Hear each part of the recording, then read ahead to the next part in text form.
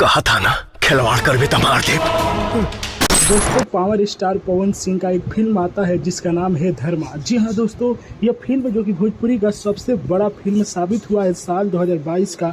जी हाँ दोस्तों, इस फिल्म को अभी तक मिलियन व्यूज मिल चुके हैं। जी हाँ दोस्तों, 12 लाख से भी ज़्यादा व्यूज मिला है, 60,000 से ज़्यादा लोगों ने लाइक किया है और इस फिल्म के ट्रेलर को लोगों के द्वारा बहुत ज़्यादा पसंद किया जा रहा है, क्योंकि पवन सिंह इसमें धर्म के रक्षक बने हुए हैं, धर्म के लिए लड़ रहे हैं और इसके लिए लास्ट में काजल राघवानी का मार भी देते हैं। जी हाँ दोस्तों, गोली से मार देते हैं। यदि आप लोग ट्रेलर देखेंगे तो इसमें देखने को मिलता है।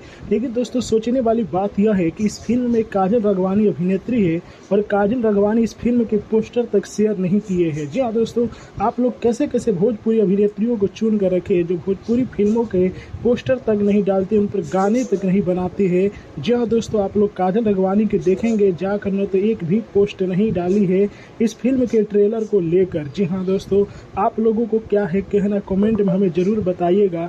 क्या ये अभिनेत्रियां भोजपुरी को सपोर्ट नहीं करती है या सिर्फ पैसों के लिए इसमें काम करती है?